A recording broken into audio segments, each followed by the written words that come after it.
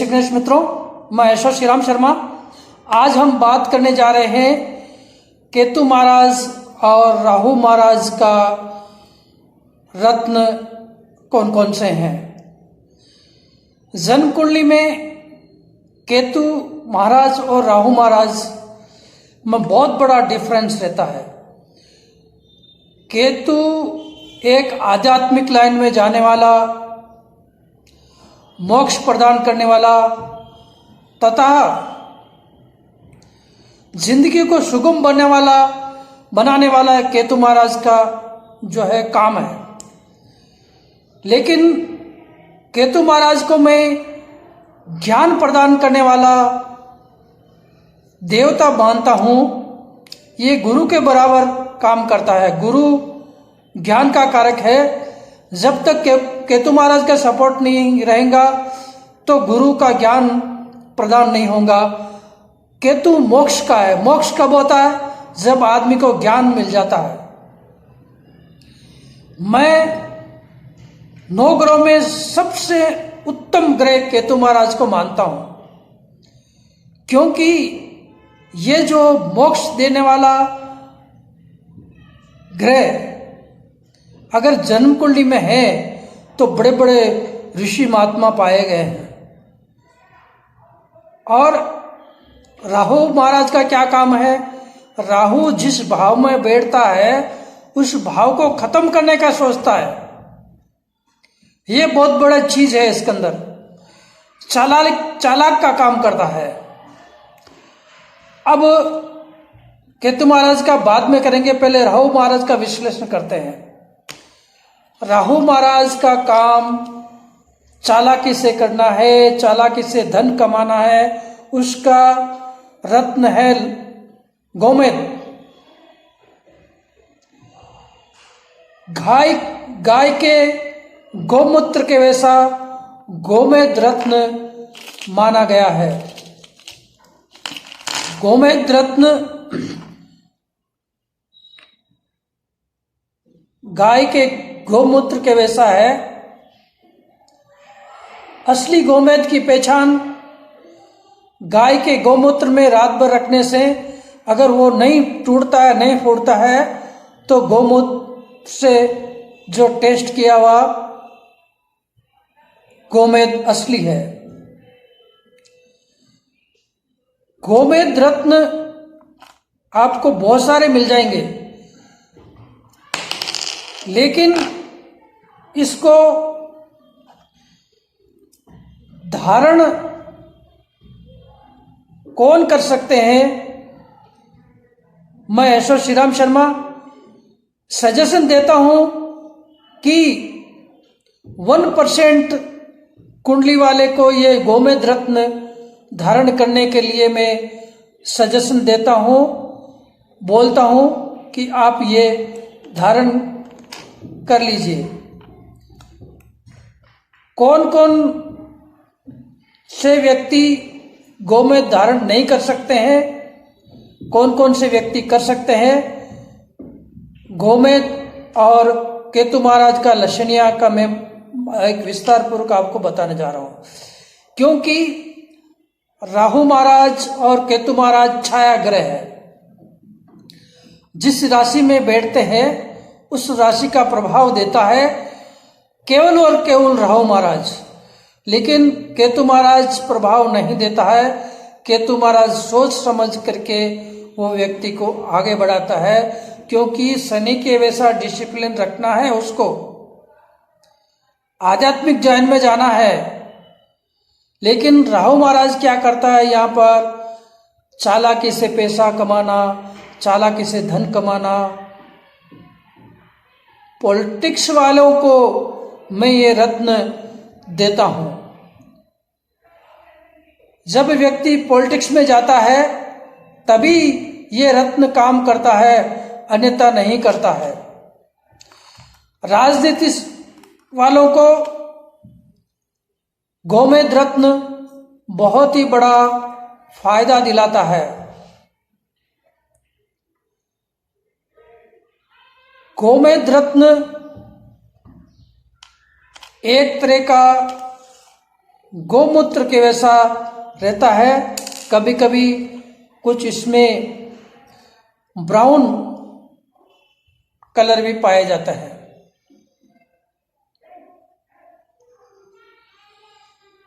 ये गोमेद रत्न राहु महाराज का राजनीति में ले जाने वाला,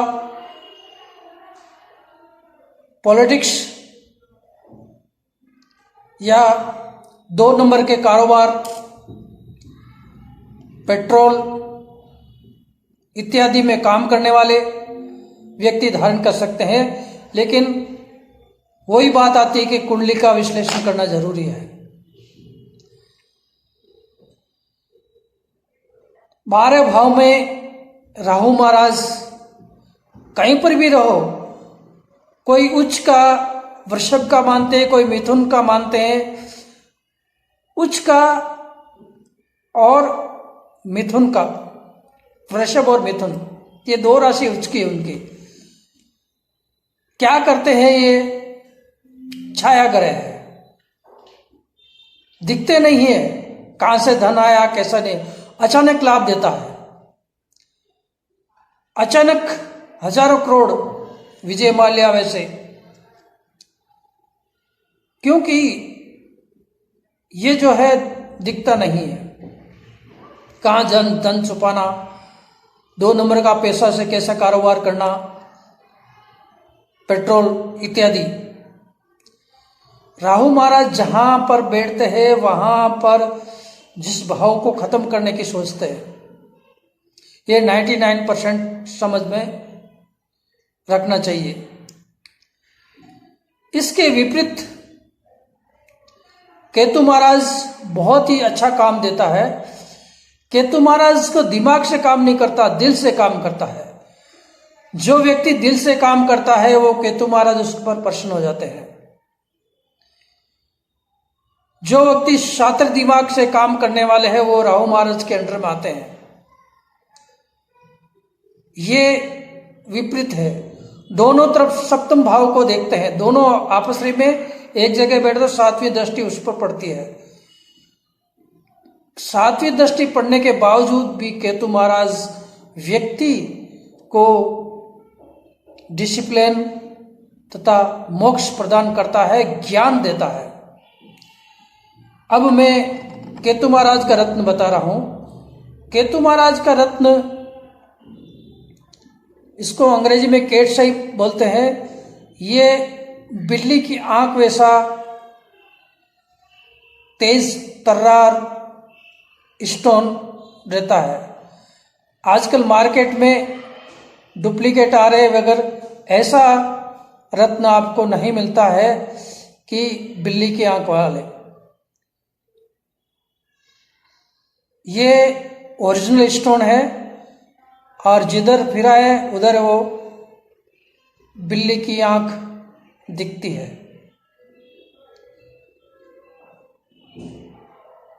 केतु महाराज का स्टोन रत्न केटसाई इंग्लिश में, हिंदी में लसनिया। ये लसनिया कौन कौन पहन सकते हैं और कौन कौन नहीं पहन सकते हैं, मैं आपको बताने जा रहा हूं। लसनिया तुला, मकर, कुंभ, मिथुन, कन्या राशि वाले पहन सकते हैं। उपयुक्त इसकी कौन से भाव में केतु महाराज बैठे हैं और कौन सी राशि से है और किस प्रकार वो पोजीशन में है, मैं 1% सजेशन देता हूं। केतु महाराज का रत्न लसनिया और राहु महाराज का रत्न गोमेद। केवल और केवल राजनीति और पेट्रोल का काम करने वाले ये व्यक्ति गोमेद पहन सकते हैं, और जो आध्यात्मिक लाइन में जाने वाले व्यक्ति, मोक्ष प्रदान करने वाले का केतु महाराज का रत्न जो है लसनिया पहना जाता है। मेरे पास स्टोन, जेम्स स्टोन का भंडार पड़ा है। 40 साल से मैं इसका बिजनेस कर रहा हूं। एक एक वर्ड समझ करके मैं आपको वीडियो द्वारा मेरा नॉलेज भिजा रहा हूँ, क्योंकि अनजान में ये राहु महाराज का रत्न गोमेद कोई भी पहन लेते हैं, काम नहीं करता है, माइंड को इफेक्ट करता है, माइंड को भ्रमित कर देता है। क्या करना चाहिए क्या नहीं करना चाहिए, गुरुजी ने दे दिया है, रत्न सस्ता है पहन लो, लेकिन नुकसान किसका हो रहा है वो ध्यान किसी को नहीं है। कभी भी 1%, 100 में 1% ये केतु महाराज का रत्न और गोमेद सजेशन करना चाहिए। खाली राजनीति और पेट्रोल का काम करने वाले व्यक्ति को वो कुंडली देकर, और जो मोक्ष का कारक है केतु महाराज का रत्न लसनिया केटसई, ये केटसई